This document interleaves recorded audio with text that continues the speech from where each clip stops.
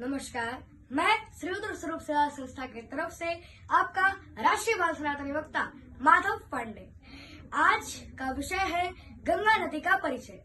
गंगा भारत की सबसे महत्वपूर्ण नदी है और यह मान्यता है कि इसे राजा सागर के पौत्र भागीरथ ने तपस्या करके स्वर्ग से धरती पर उतारा है।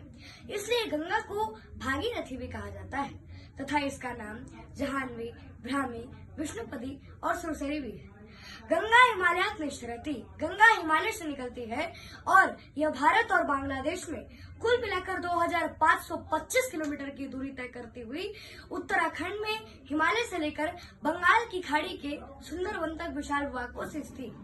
यह देश की प्राकृतिक संपदा ही नहीं बल्कि जन जन की भावनात्मक आस्था का आधार भी है। भारत की उत्तरायण गंगा का संगम है।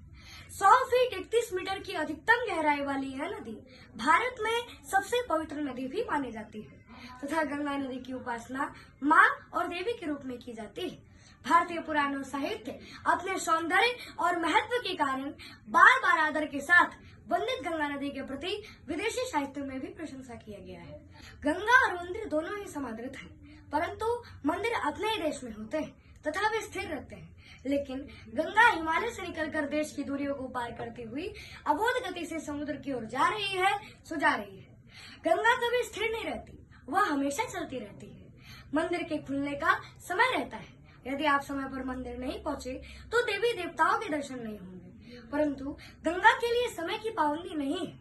गंगा की धारा काल समय के व्यवधान को स्वीकार नहीं करती, यह उन्मुक्त है, उसका द्वार प्रतिक्षण खुला हुआ है। मंदिर में भगवान से दूरी बनी हुई होती है, लेकिन गंगा में कोई दूरी नहीं बनी हुई होती। गंगा में घुसकर यानी प्रवेश करके गोता लगाइए और गंगा तथा अपने आप को एक बना लीजिए।